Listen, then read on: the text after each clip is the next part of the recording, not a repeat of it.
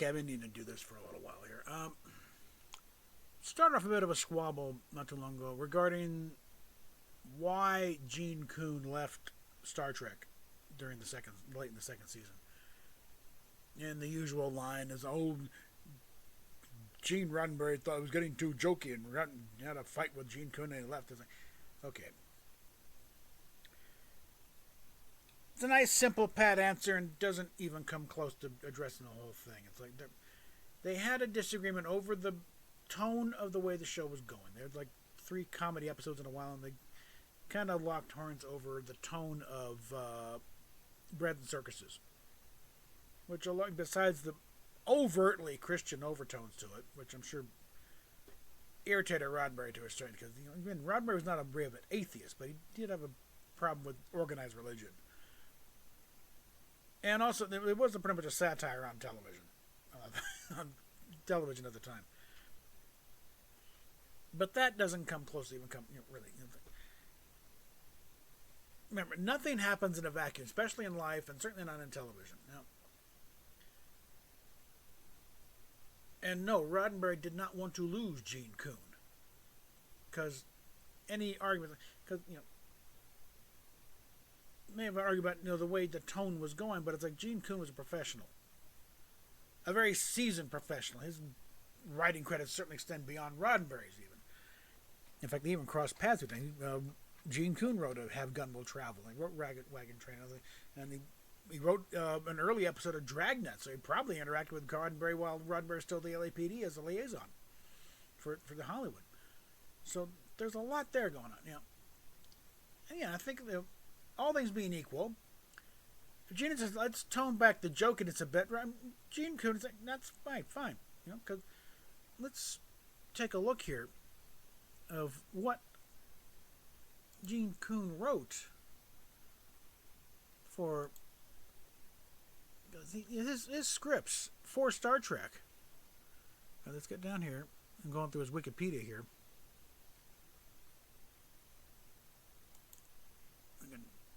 Well, hold on. Better just do his IMDb here. Because he is credited with 13 episodes of Star Trek. He wrote directly, or wrote the screenplay for at least. Arena, not exactly a laugh at, or the teleplay for. Space Seed, another one. Taste of Armageddon, The Devil in the Dark, Errand of Mercy. These are not comedic romps, okay? For second season, The Apple, Metamorphosis, Piece of the Action, and Bread and Circuses. That was, And then third season, after he'd already left, but he's still obligated to write some shows. Spock's Brain, Spectre of the Gun, Wink of an Eye, and Let There Be a Last Battlefield. Now, and heavily influencing he could shepherd a lot of the writing during the thing, because he was a writing producer.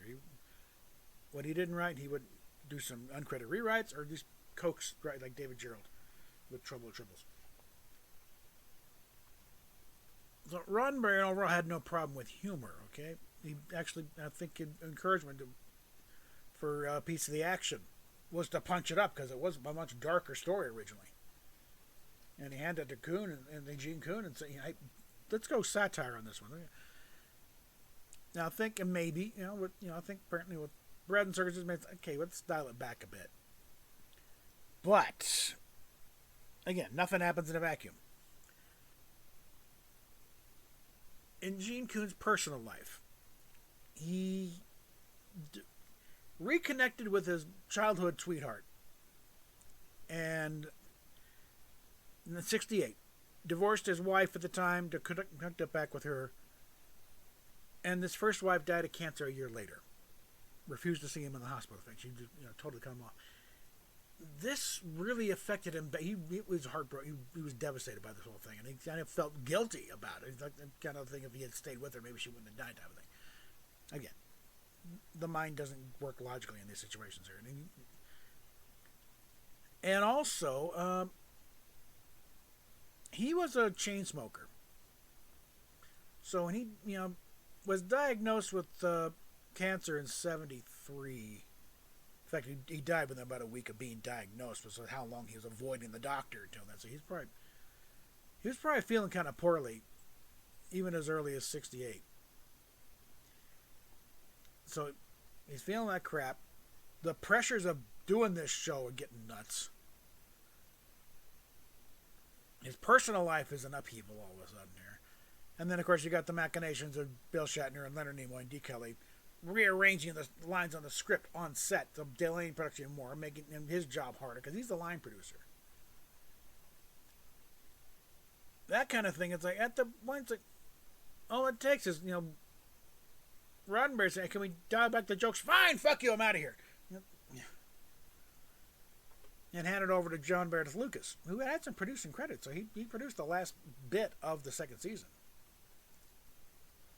In fact, Gene could say, "Why don't you take over? You've done some shit." I think John Lucas said, "No, been there, done that, not doing on this one." But in fact, but again, he still contributed script for the third season. He was obligated to 5 scripts. 4 of them got produced. We're not sure what happened to the 5th one. I have to look that up. And he was offered a chance to write for the animated series, but he turned that down. I think by this point, we're talking 1973, so he's probably feeling real sick at this point. Like the last thing Bob Justman saw him, he's had an oxygen mask and breathing heavily, and he blamed on the smog. So he still hadn't gotten the cancer diagnosis, or at least hadn't sunk in yet. So, and unfortunately, he died just before the big syndication phenomenon hit. So he never got to live long enough to see Star Trek become crazy. But no, Gene Coon was not fired by Roddenberry, certainly not. Roddenberry didn't want to leave soon because he was dispute over the humor. Besides, because going back, his credits go back to 1956 and doing Medic and Restless Gun, Cimarron City, Zorro, Maverick, Have Gun Will Travel. He did an episode of that one. Dragnet. Peter Gunn. It's like, Bonanza. Did 4 episodes of Bonanza. Rawhide. He did 2 episodes of McHale's Navy. So he didn't have to handle with comedy, but he could write anything. Did a couple of Wild Wild West and the Wagon Train. The FBI. The FBI was not in combat. These are not known for comedy shows, okay? He could do the dark. And then, what those episodes of Star Trek? Those are some of the darker episodes. Devil in the Dark? Come on. And after Star Trek, It Takes a Thief, Name of the Game. Then came Bronson, The Mod Squad, The Virginian. There, did an episode of Kung Fu. And as far as any kind of falling out with Roddenberry, it's like he did the teleplay for the Quester tapes. And that, his last credit was an episode for the Streets of San Francisco. Like this, there was no falling out here. Okay. I'm sure Roddenberry is, can we dial back? No, what the hell happened? Like, we just lost Gene Coon. And again, this little big letter he wrote, calling everybody out. He singled out Shatner, Nimoy, and Kelly as you're part of the reason why he left. It's like, I didn't want to lose him. He was, because one of the things that Job Justman would praise about, he'd crank out a script and it said it's ready to go to Vimeo. It's like they didn't have to do it. He wrote it out and it was ready to go. We can start shooting now. Just run off enough copies for everyone to get one. He was very fast and very good, and he had a very good eye for ear for everything. So no, I don't buy this thing about Roddenberry thought it was good. It's not a comedy.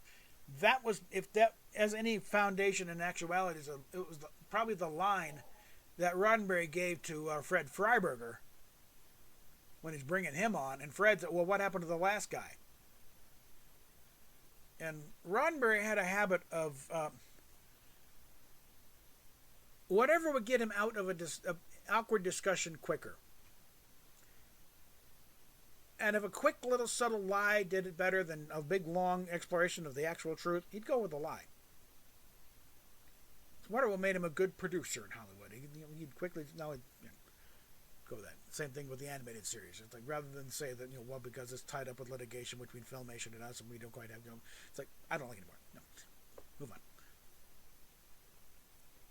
So like remember, Roddenberry and the Truth had a kind of casual relationship, but I think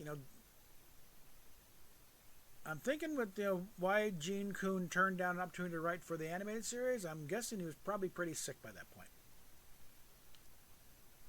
Although the Questor tapes, he may well have been writing that from his deathbed. As one last favor to Gene Roddenberry, forgive me. But let's just dispense of because they got a problem with comedy. No, they might have had they had a bit of a dispute over one episode, the tone of it, but that's not enough to say boom out of here. No, nobody was fired in that one. Gene Coon left because his personal life was getting chaotic, and the pressures of the show was not helping. So, and I think next one we'll finally tackle of what has become of Star Trek since then. So, we'll talk at you later.